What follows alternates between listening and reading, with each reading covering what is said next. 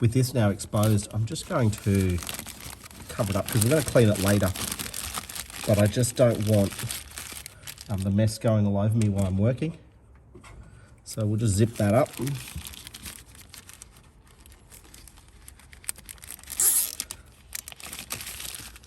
And then I can work without it getting all over me. I want to turn my attention now down to the EGR valve that's down here.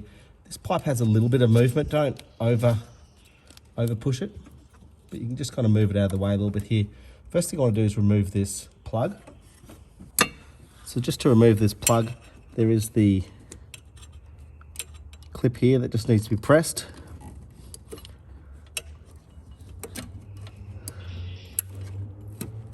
And then that can be pulled up and out of the way. It's also got this clip here attaching it to the intake manifold, so I'm just going to pry that plastic clip out.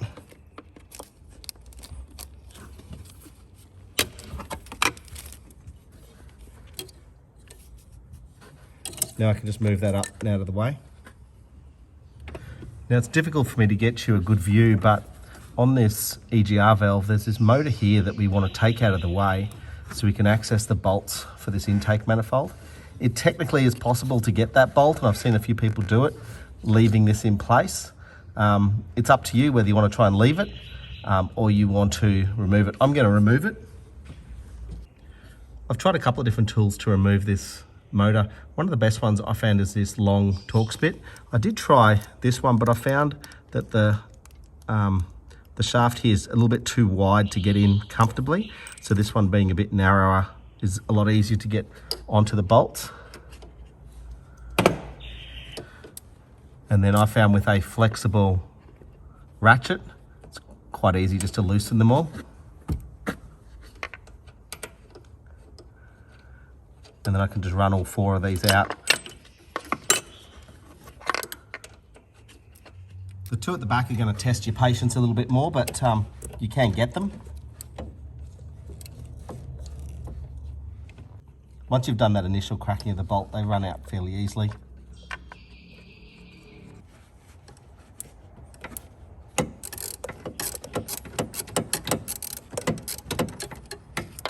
That one was probably the most difficult for me just because it fouled up against this pipe here.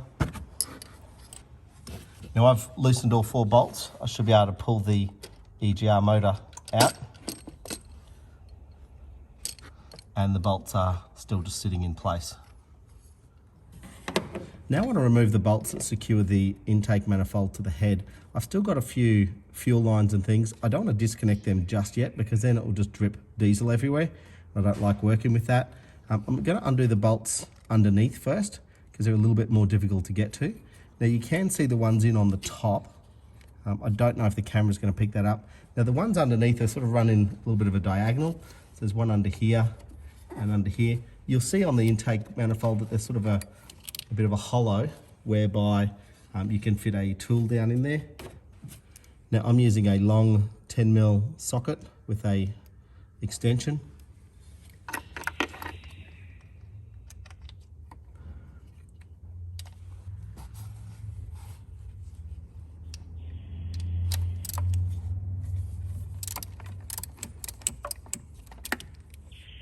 So I'm just going to wind these out with my fingers. These bolts don't come out fully. They stay retained in the intake manifold.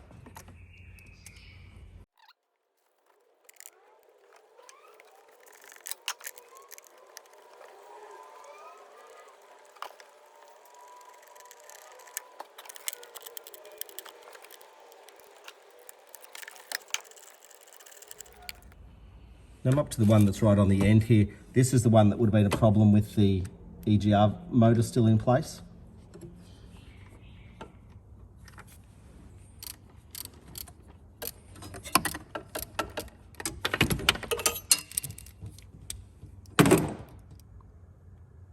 So now that the bottom bolts for the intake manifold are all taken off, I'm just going to remove some of this, some of these fuel lines and pipe work here so that we can easily get to these top bolts. So I'm just going to push that out of the way a little bit. Now there's some fuel lines that attach to this bracket up in here, so I'm just going to ease those out.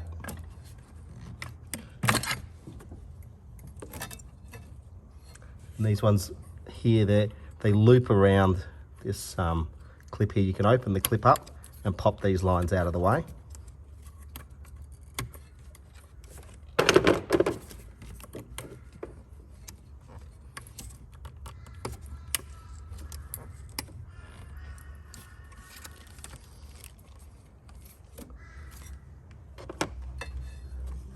Over the years, there's different sorts of clips on here, so just look closely as to what sort of clips they are and work with them.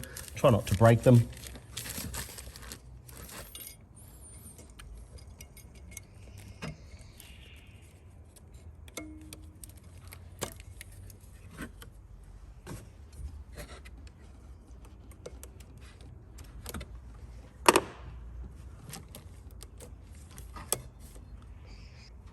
Now with these two unclipped from here, we can just kind of move them up and out of the way.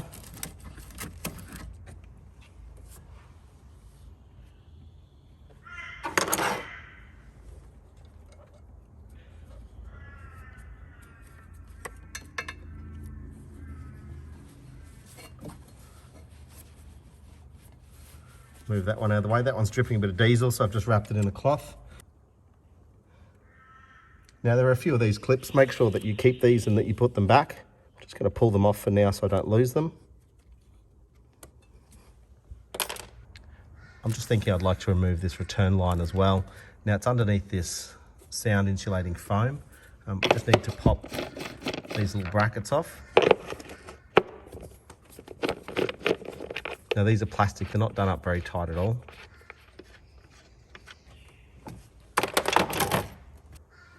There's a brake booster vacuum hose that's clipped in there. We can just pop it out of the way and we can remove this piece of foam. Now I'm not going to disconnect it from the other end here, but I am just going to kind of push it up and out of the way. I want to pull it off this bracket here. It's very hard to get in behind there. Little tip here, I've got a 6mm open-ended spanner and I'm just sitting over the back of that clip. That's pushed it up and out of the way. What I've done there with the clip was just press the two lugs down that are holding that in place. I'm also just going to wrap that up because that's dripping a fair bit of diesel as well. With those pipes removed, I'm now going to start undoing the bolts along the top.